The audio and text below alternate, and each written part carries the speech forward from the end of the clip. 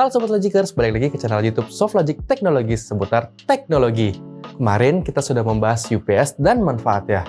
Kali ini kita bakal bahas visual. Visual itu apa sih? Salah satunya adalah Videotron.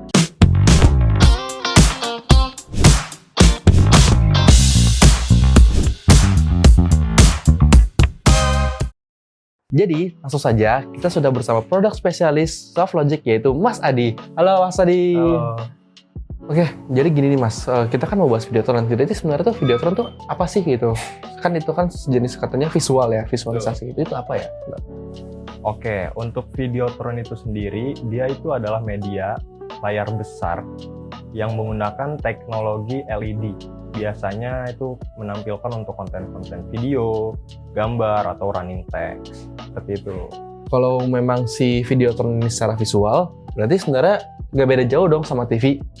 Ya, betul. Kenapa di mall-mall itu lebih sering pakai Videotron dibandingkan TV? Padahal kan fungsinya adalah sama. Kan TV juga bisa output audio, tapi Videotron kan biasa aja gitu kan.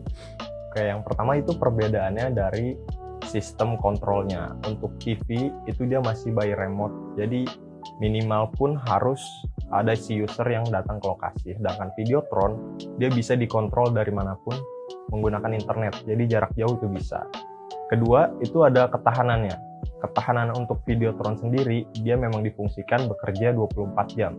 Lifetime-nya itu bisa sampai 100.000 jam. 100.000 jam itu? Betul. Jadi kalau TV mungkin 30.000, 40.000 jam sudah habis lifetime-nya. Berarti kalau, lifetime-nya berarti 30 sampai itu berarti mati gitu atau bagaimana? Ya, itu umur dari LED si modulnya. Itu 100.000 jam. Jadi semisal digunakan 24 jam secara terus-menerus, itu bisa lebih dari 5 tahun penggunaan. Oh, umurnya ya? Umurnya nggak lama ya? Tapi kalau Videotron umurnya lebih long life gitu, lebih panjang? Itu Videotron. Oh, itu Videotron? Betul. Oh, kalau TV? Kalau TV mungkin sekitar 20.000 dan dia tidak bisa digunakan 24 jam terus. Nggak bisa? Nanti komponennya akan haus, dia overheat, cepat panas. Berarti Videotron itu nggak overheat? Nggak, karena memang difungsikannya untuk selalu ngelooping, bekerja 24 jam secara terus-menerus. Oke, tapi kan visualisasi TV kan bisa 4K kan, Videotron itu bisa seperti itu? Nah, kalau Videotron kita bisa custom. Dari ukuran, dari resolusi yang dihasilkan, ataupun mau sistem kontrolnya, itu semua bisa di-custom sesuai kebutuhan aja. Berarti konten-konten 3D itu sebenarnya Videotron, tapi TV nggak bisa tuh kalau gitu? Beberapa TV untuk yang sekarang sih ada yang include atau support 3D konten, cuman untuk harganya itu lumayan mahal. Sedangkan Videotron itu kita sudah bisa 3D picture seperti itu, tetapi harganya relatif lebih murah. Nah, ngomong-ngomong lifetime nih Mas, Ya. kan berarti semua itu ada umurnya dong? Tuh. Dan Videotron itu ternyata bisa outdoor ya? Benar. Loh, kalau outdoor itu emangnya tahan panas sama hujan? Secara itu kan teknologi ya, nyala terus dan itu kan buat visualisasi sampai 24 jam. Emangnya itu bisa tahan? Oke, mungkin saya jelasin sedikit tentang pemasangan atau teknik instalasi dari Videotron. Nah, untuk Videotron sendiri itu ada dua tipe atau dua jenis. Yang pertama indoor. Untuk pemasangan tipe indoor, dia menggunakan magnetik. Jadi sistem pemasangan secara modular digunakan disusun per modul menggunakan magnet. Nah, kelemahannya yang pertama itu mudah terguncang, kedua tidak tahan air atau panas karena penggunaannya di indoor. Oke. Tetapi relatif lebih cepat pemasangan dan mudah untuk dimobilisasi atau dipindah-pindahkan. Sedangkan untuk outdoor, tipe pemasangannya atau instalasinya itu menggunakan kabinet. Kabinet itu sendiri, dia tersedia shell-nya, jadi perekatannya itu menggunakan sekrup, jadi sudah tahan air, dan ada tes IP65-nya, jadi sudah tahan air, tahan panas, ataupun tahan debu, itu udah kuat banget. Berarti dinempel banget, rapat banget ya? Iya, sangat rapat, jadi air pun tidak bisa masuk dalam. Tapi kalau tahan panas dan hujan berarti ada potensi untuk overheat gitu nggak? Kalau untuk Videotron outdoor dia tersedia fan-nya gitu di dalam. Jadi meminimalisir overheat. Jadi dia udah ada cooling systemnya, jadi aman. Oh, berarti ada. Tadi Mas bilang kalau ada yang modular sama kabinet. Kabinet, betul. Oh, itu untuk jenis Videotronnya atau apanya nih? Itu jenis Videotron. Jenis Videotron. Ya. Tapi tipe-tipenya ada lagi? Ada lagi. Apa aja tuh? Contoh kalau paling umum itu Videotron indoor, paling sering digunakan itu P2,5. Atau mau yang lebih bagus lagi tuh semakin kecil, semakin rapat, pixel pitch itu semakin bagus visualnya. Bisa P1,86 atau P1,2 atau paling kecil lagi paling rapat 0,9 Itu berarti untuk indoor. Indoor. Berarti kan selain ada indoor dan outdoor ada jenis lain gitu. Betul.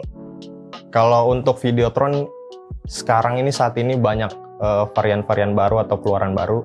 Contohnya seperti ini Videotron transparan. Ini transparan. Ya, jadi bisa digunakan atau dipasang di kaca-kaca. Dalam kaca? Betul. Dalam kaca? Nggak di dalam kacanya sih, lebih di depan kacanya. Di depan kaca? Ya, jadi dia tipis dan kalau mati pun tidak terlihat kalau itu dipasang Videotron, jadi transparan. Ketika dia nyala, baru ada tampilan dari konten si Videotronnya. Tuh. Tapi berarti ini di depan kaca? Betul, di depan hitungannya kaca. sama kayak outdoor, apa beda? Nah, ini pun kita ada beberapa tipenya, ada yang indoor, ada yang outdoor. Jadi kalau yang indoor, itu tidak tahan air. Oke. Kalau yang outdoor, kita rancang memang sudah tahan air dan panas. Oh, berarti walaupun kayak gini ada tipenya lagi. Oke, Betul. selain transparan ada lagi?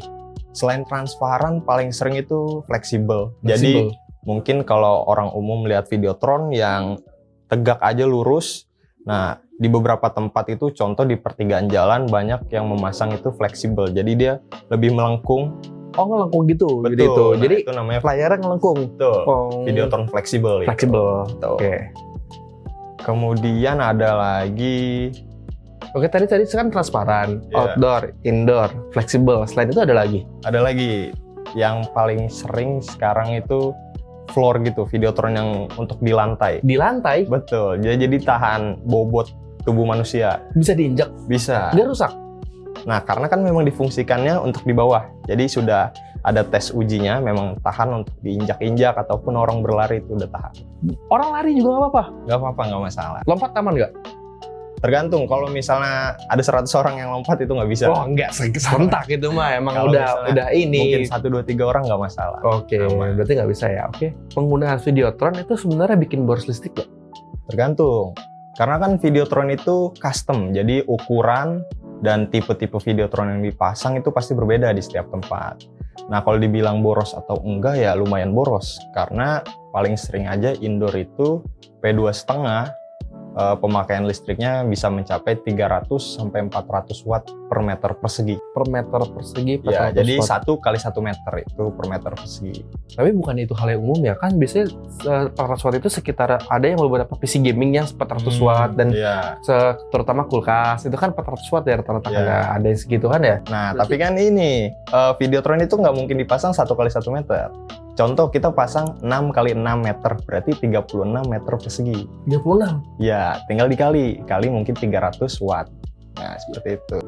Lebih besar ya, bisa sampai ribuan watt. Betul, bisa sampai ribuan. 2.000, 3.000, bahkan sampai 10.000 watt bisa. Oke, lah kan kalau wattnya itu kan wattnya besar kan, dan dengan jangkauan listrik besar itu ada kemungkinan untuk rusak dan segala macam kan. Kita kan nggak tahu kan namanya Betul. teknisi kan. Nah kalau rusak itu ganti semua atau bagaimana? Atau gimana? Tergantung kerusakan itu seperti apa. Contoh yang paling sering atau umum itu biasa di Videotron ada namanya dead pixel atau cacing. Nah, itu biasanya kita lihat dulu. Bisa dari modulnya, memang pixelnya yang rusak, itu kita masih bisa servis atau ganti unit backup. Ataupun bisa dari cablingnya, kabel-kabel seperti kabel data atau kabel power itu juga berpengaruh. Ataupun mungkin bisa receiving card-nya error, contoh di gigit hewan seperti tikus, nah itu bisa rusak. Tetapi tidak perlu semua unit Videotronnya diganti. Jadi yang rusak, contoh 1-2 unit, itu kita ganti, semuanya tetap masih bisa berjalan normal. Berarti nggak perlu semua. Ada misalkan satu hal, contoh yang Mas bilang dead pitch itu, dead pitch-nya doang bisa diganti tuh. Bisa. Diganti itu kan dead pitch kan cuma satu tuh. Ya. Itu digantinya satu itu doang. Kalau di kita, contoh ada user yang dia kan modul ya, bentuknya modul, dead pixelnya cuma 1. Nah, itu sebenarnya lebih enaknya itu di servis. Tapi kita lebih cari yang efektif aja, kita ganti unit modul baru yang rusak kita bawa ke kantor, kita servis. Oh oke, jadi ada syaratnya ya, Betul, ada buat jaga-jaga. Jadi nggak backupnya perlu kita. jadi apa bahasanya kan kalau cabut kan ompong ya, jadi kotak Betul. sendiri, hitam sendiri kan, nggak enak lihat ya. Dan di user itu kan beberapa tempat juga nggak bisa servis on-site gitu. Contoh di tempat-tempat umum, nggak mungkin kita di tengah mall kita servis Videotron, itu kan mengganggu pengunjung, jadi nggak bisa. Jadi kita solusinya seperti itu, ganti dengan unit backupnya. Videotron itu biasanya dipakai di mana aja sih selain di mall ya? Saya lihat kan biasanya tuh paling sering di mall, kayak di tempat-tempat di jalan, kayak gitu kan, itu kayak hal umum gitu kan. Kan Videotron itu tidak mencakup tempat-tempat seperti itu aja kan, bisa lebih kan. Betul. Itu cuma buat iklan aja atau bagaimana Videotron itu? Atau ada kebutuhan lain gitu? Oke, mungkin Videotron itu kan ada dua tipe penempatan ya, atau tipe Videotron kan ada kabinet, ada modular. Nah, dia ada indoor, ada outdoor. Kita mulai mungkin dari outdoor dulu. Dari outdoor biasa digunakan tergantung jenis pixel pitch-nya. Contoh kalau misalnya P4, P5 yang minimal jarak pandangnya itu 4-5 meter, itu biasa digunakan di mall-mall atau di gedung-gedung di atas dinas-dinas pemerintahan, atau bisa di tengah-tengah jalan, pinggir jalan raya. Biasanya digunakan untuk media informasi ataupun media iklan untuk yang di atas-atas gedung. Nah, kemudian untuk yang indoor itu biasanya menggunakan tipe pixel pitch yang lebih kecil atau lebih rapat karena membutuhkan resolusi yang lebih tajam. Contoh P3 atau P4 indoor itu biasa digunakan di lobi-lobi atau aula yang cukup besar.